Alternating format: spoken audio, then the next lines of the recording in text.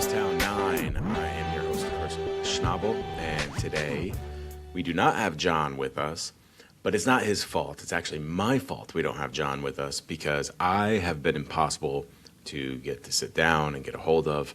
So I just decided I'll give him the week off and I'll take this episode for this week.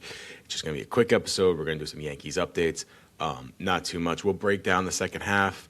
We'll break down the All-Star game. We'll really dive into rumors and all that kind of stuff. The next episode when John is officially back, we might even have a trade or two that the Yankees pull that we have to talk about. So we'll do that all when John gets back. But for now, we're just going to do some quick updates, quick post-All-Star game updates.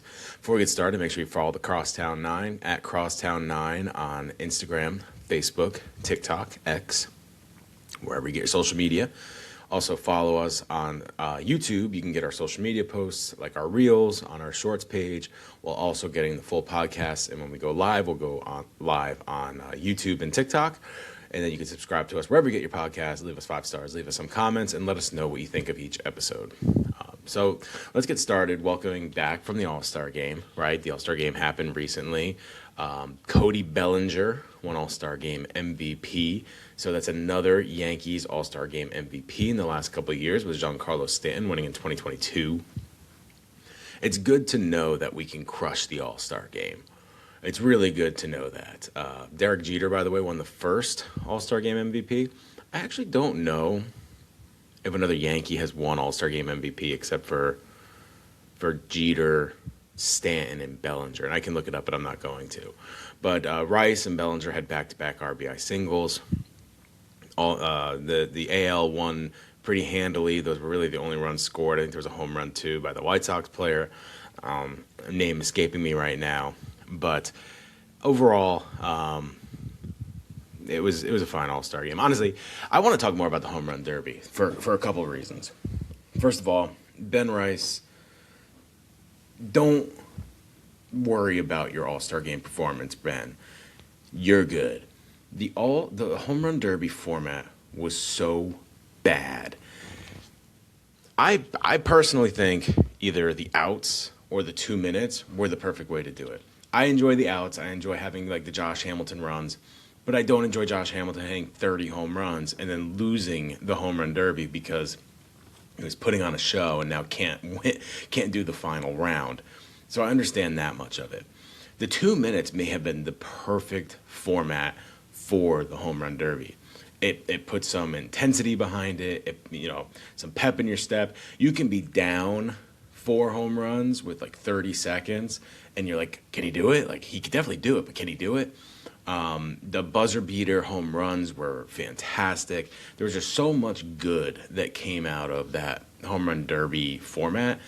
I'm not 100% sure why they wanted to change it.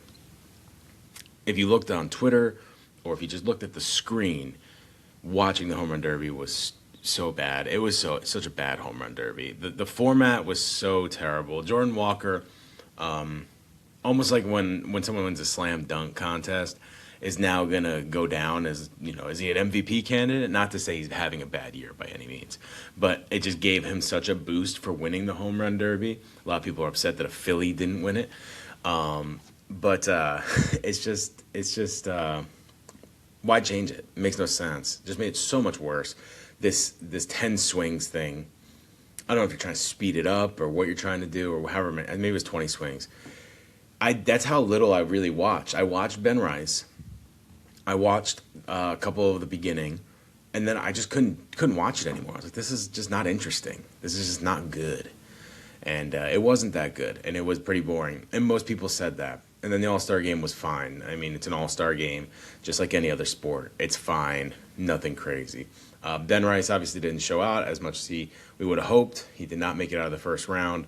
But don't worry, because the All-Star game or the Home Run Derby format was garbage anyway. I will die on this hill.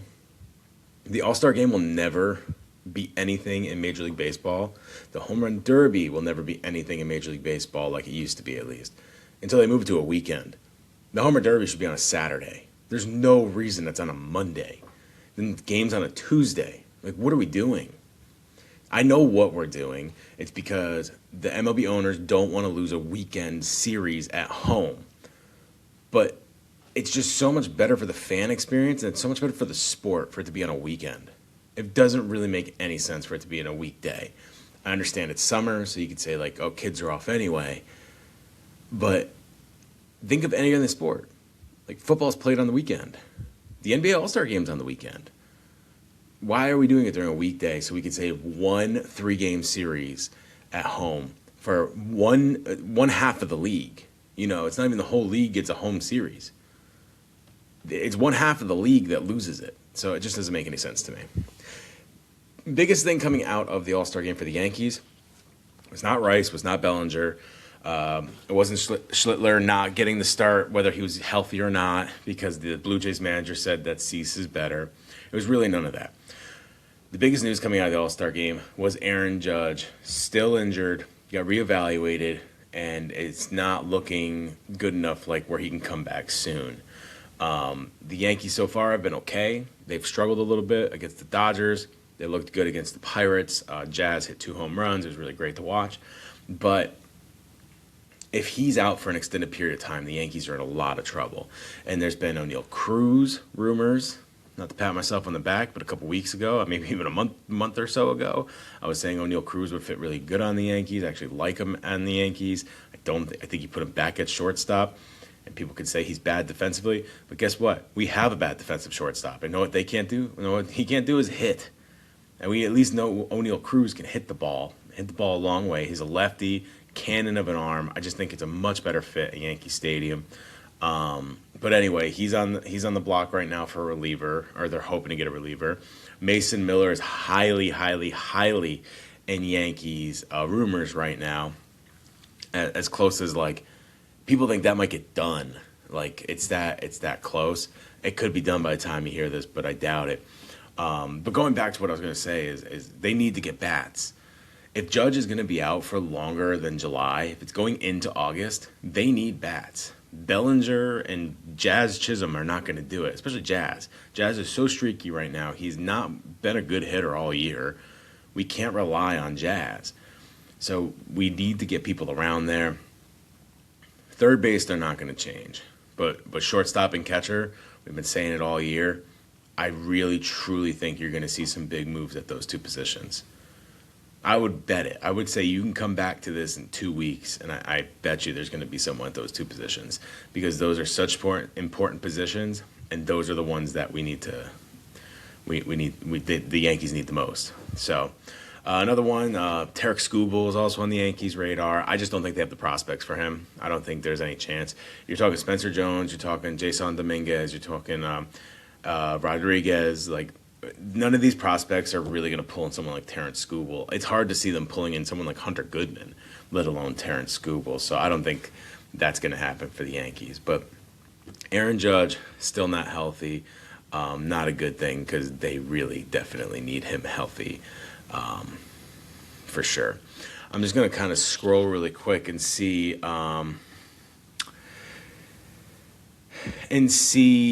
what other rumors there might be, just because the trade deadline is coming up. It's in a couple weeks. The Yankees going after Ryan Jeffers is like huge rumors right now.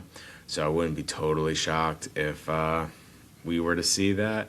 I'm seeing a lot of the Mason Miller stuff. Most of it's the Mason Miller stuff.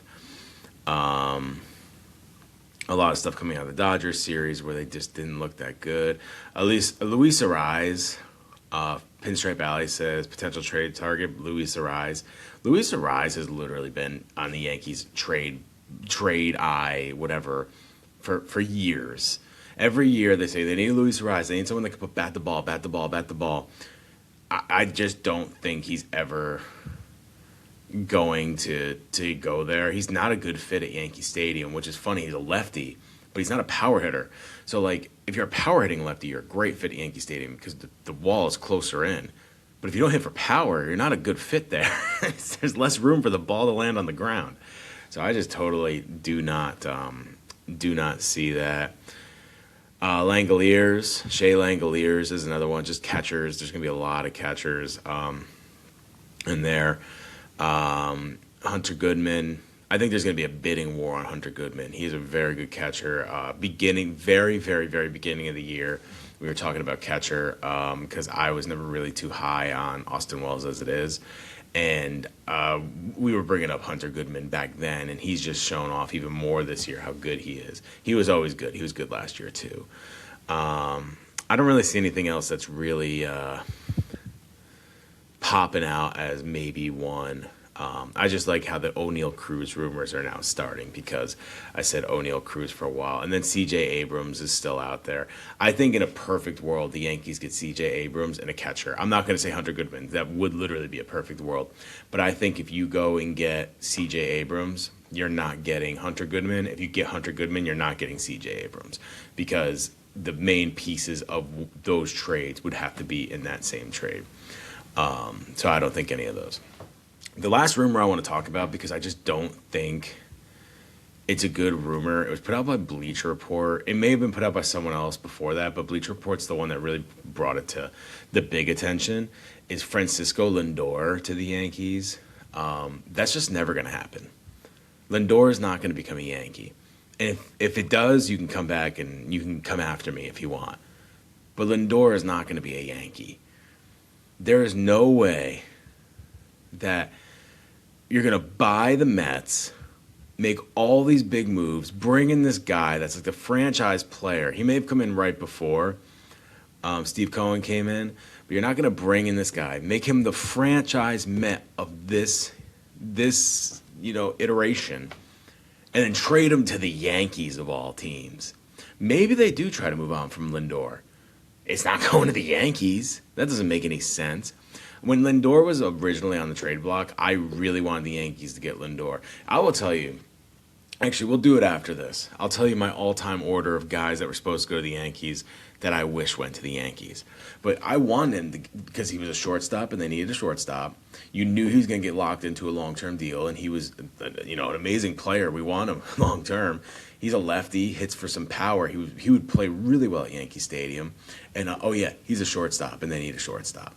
So but it's just never going to happen. If it does, please come back to this clip, okay? Because it's never going to happen. So I'm going to do this off the top of my head because this was not something I was planning. But the top players that should have been Yankees that I wish were Yankees. Number one is Bryce Harper. That's a lot of people. They didn't get Bryce Harper. They got Giancarlo Stanton. Obviously, if Bryce Harper was a Yankee, what would he be today? Also, he might be a multi-time MVP because he's a MVP with the Phillies. Put him at Yankee Stadium, I can't imagine it. Number two is Frankie Lindor. When he was supposed to be traded, that was who I really wanted. I just thought he was a perfect fit as a Yankee. By the way, one, I know, ungrateful Yankee fan right now. Two, I know these are all pie in the sky. Three, I know all these players wouldn't be on the same team. So, if we got Harper, we wouldn't get Lindor. If we got Lindor, we wouldn't have got Harper. Okay, I understand that kind of stuff. Okay, thank you. But Frankie Lindor, I just think he was not only an awesome player, but just an awesome person on the field. I don't know him personally, but he was always happy. He was always smiling. He loved baseball. A guy I would have loved on the team. He does fit the Mets really well, though. So I will give them that. I don't know who I'd put as number three because I'm trying to think recently people. Maybe Kyle Tucker, although Kyle Tucker's been pretty bad. I thought Kyle Tucker on the Yankees would be really good, lefty, power hitter. But I can't really think. I'd have to think really hard about the rest of these. I could tell you that I did not want Manny Machado from the get. I did not want Manny Machado. Had no interest in him. I thought he'd be pretty good, but he was going to decline fast. And we just didn't need another righty power hitter. Now, could we have used a third baseman? Yeah, we haven't had a good third baseman since A-Rod. But I just didn't think he was going to fit that mold. I think the last thing I really want to discuss before we depart here, like I said, it's going to be a shorter episode, but before we depart is Max Fried is making his first start the day you're listening to this, most likely, or a couple days before you were listening to this, you would have already made the start. This is good news for the Yankees, who have had a lot of starting pitching problems. They did a bullpen game The other day, they got lit up by the Dodgers, especially towards the end of the game. The bullpen has been garbage. So having good starters come in, and hopefully I know the first start, he'll probably give 4 innings, maybe 5. But maybe after that, we'll see 6 and 7 innings out of Max Fried. He's one of the best pitchers when he's out there. I wouldn't give him top 5, top 10 status, maybe top 10 status, but not top 5 status, no, for sure. But if he can come out and really start eating some innings, it would also help the bullpen a lot. I mean, you're talking they've lost Rondon, Cole was out for the beginning of the year, Fried's been out forever. You're losing a lot of starters, which is going to burn the bullpen even more, and that's why you're going to see people go, down and down and down. But he's coming back. Hopefully he starts well. We'll definitely talk more about this on the next podcast because we'll have known his start and we can really break it down and things like that. But just wanted to bring up, he's back. It's good to have him back. Getting guys back is always better than losing them. So having Fried back is great.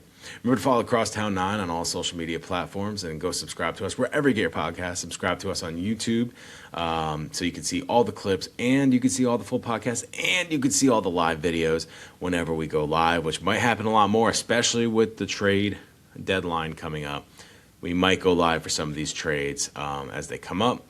We'll definitely be longer next time. I want to make sure we get something out there. This is on me. If you're watching right now, you can see I'm in a hotel talking into my travel microphone. I don't even have my travel equipment with me. I'm using just the computer because I wanted to get something out there.